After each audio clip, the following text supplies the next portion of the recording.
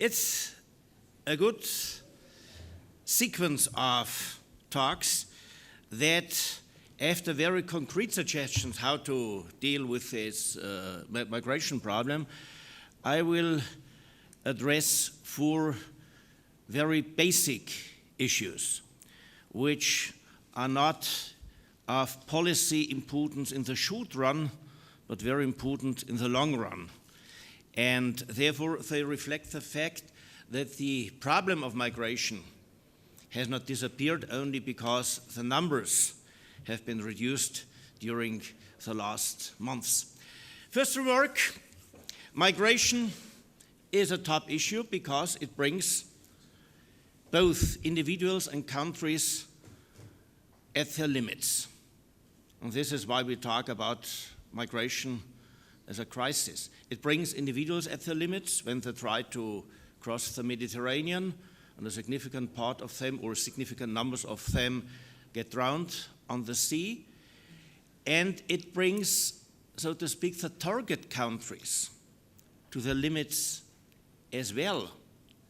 Because both individuals there and political decision makers feel a serious difference between what ought to be done on moral grounds and what can be done on practical, material, economic, social, pragmatic grounds.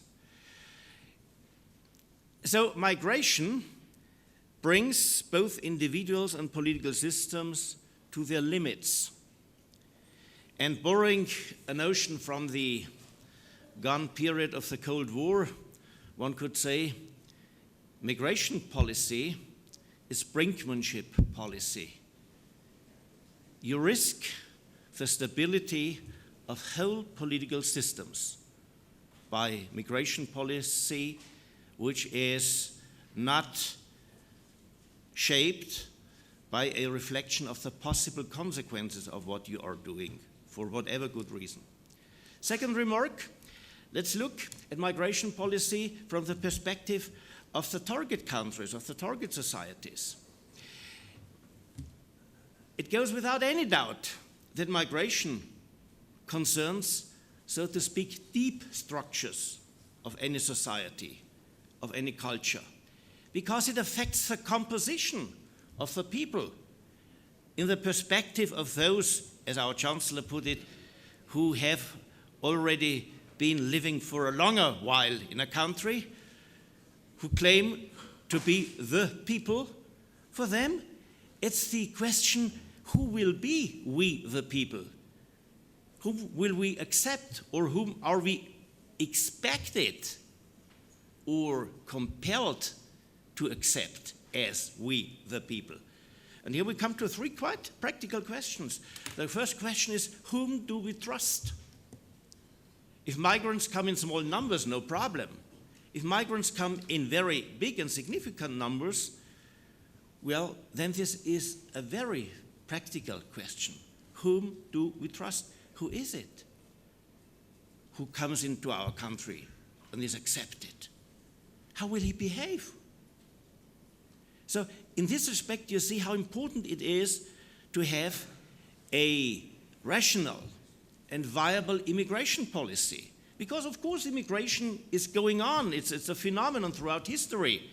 So countries need a consistent and viable immigration policy and cannot, so to speak, evade a definition of their own national interest in terms of immigration policy by simply saying, well, there is the Refugee Convention, there is the basic right to asylum, there are the imperatives of humanity.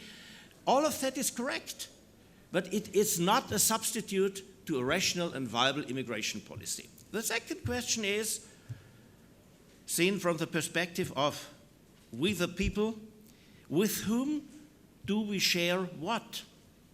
And for how long a time? With whom do we share the national or the societal revenue? With whom do we share what we have worked for in terms of social security, solidarity? On whose expenses are those going to live whom we accept in the country? on the expenses of those who accept them or want them as a new labor force in an aging society, or on the expenses of the political and cultural elites who say, well, immigration is without any alternative, we simply have to accept it, or on the expenses of those who make their normal livings, who pay into the social security system. And you see that here explosives are allocated in our Western societies. And the third question is, what influence should newcomers have, in particular if they are young males who are looking for a better life? What influence should they have?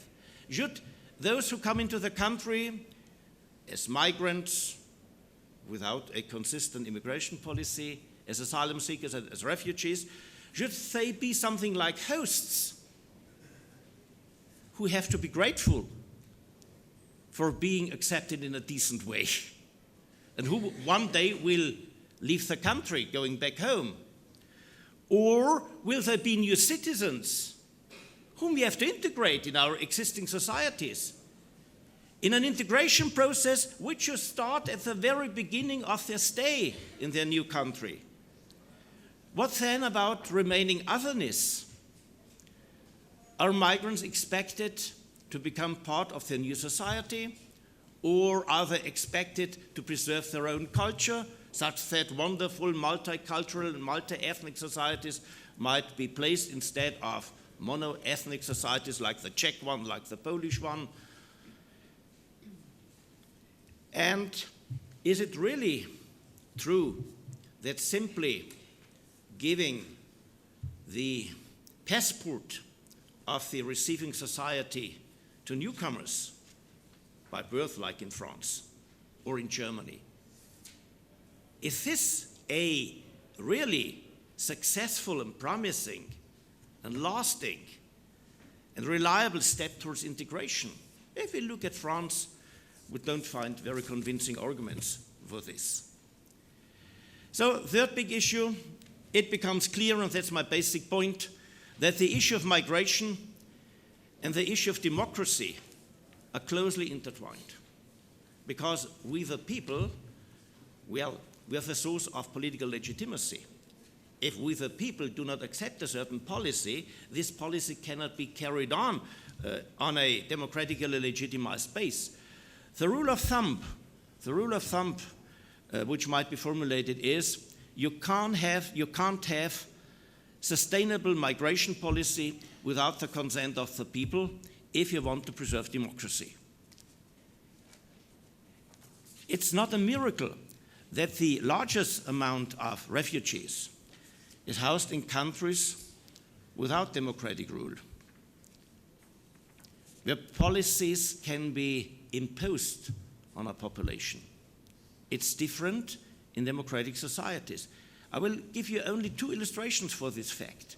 See, throughout European countries, you have seen the emergence of populist parties, which gave expression to the views of people who were not in agreement with the immigration policy or the open borders policy of the political class. And the basic feeling of these populist movements is, if institutions are imposing a self-destroying policy, whatever this may be, and whether this claim might be true or not, when they are imposing a self-destroying policy, then we have to destruct these institutions. And we have problems with democracy due to populist political parties. And if you look at the next higher level, well, we want to have a coherent European migration policy, maybe a quota system, Dublin or Dublin revived, something like that. We have had Germany with the vision that we are accepting as many refugees as might show up at our borders, and afterwards we distribute them around Europe based on a quota system. Well, actually, many neighbor states said, well, that's not a fair deal. This is something which goes beyond what we want to accept. And when the idea came up to impose fines on those countries who do not comply with the rules for accepting a certain amount of refugees, well, this was close to blowing up the European Union. Brexit has as one of its sources the concern for regaining control over migration to their own country. Fourth element, consequences for EU migration policy. I think that we, first of all, have to accept that there is a contradiction between the will to preserve democracy, both on national level and democracy as much as is possible on the federal level of the European Union, and an open borders policy. An open borders policy will do damage to democracy in Europe. And I gave you some examples to think about. So we have, if we want to preserve democracy, what is out of any question, and if we want to fight populism and whatever is part of this endeavor, we have to reduce immigration, both in reactive ways and in proactive ways.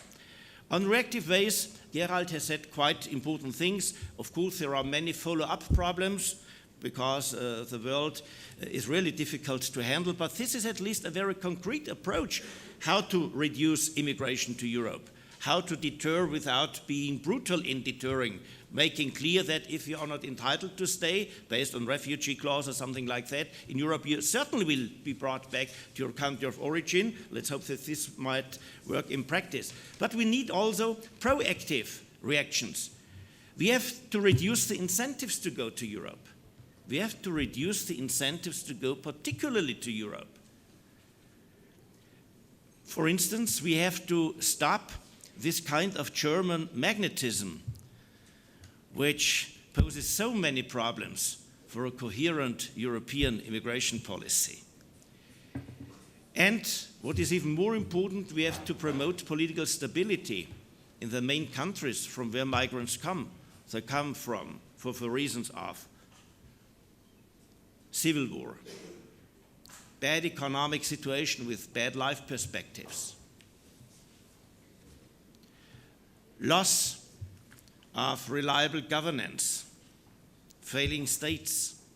Here we have to interfere, of course, but this runs counter to some basic European convictions, and we have to be aware of that. Usually, we think that democracy is what should be the only game, not only in the town, but throughout the world. Therefore, in particular, the Americans have started political actions to make Iraq, so to speak, safe for democracy with disastrous consequences. In the name of promoting a rebellion, we have contributed to the failing of Libyan government. We have contributed to the Syrian civil war in the name of promoting the idea and the practice of democracy. We have to accept the fact that authoritarian dictatorship is better than anarchy, that deficient governance is better than no governance at all. And of course, this insight will bring our foreign policy into some normative contradictions. We will behave differently as we feel that we ought to behave. So this is really a long-range challenge. Let me end with a brief melancholic remark. We should face the possibility that there is, in the long run, no remedy at all against an amount of immigration into Europe, which transforms our European societies, even against our wishes. That there is immigration beyond our capacity to digest and to integrate. We should this take into consideration. Just look at history. Dorian migration brought an end to the Minoic age and to the open culture of Crete, bringing the gated and fortified villages and cities of the Dorian era. Migration of Germanic tribes into the northwestern parts of the Roman Empire brought an end to classical Roman culture, created the Dark Ages, and then what we call the Occident, whose offspring we are at the Western world. European migration to the Americas and to Australia brought an end to the native cultures there. Maybe it would be wise to accept, and this is why my remark is melancholic, maybe we should accept the possibility that now history is played with reversed roles. We are the target of cultural change and no longer the actors to the creating problems for others. So those are general remarks, not useful for any practical policy making, but in the long run, they are important because this is how we should or might define our role in this phase of history.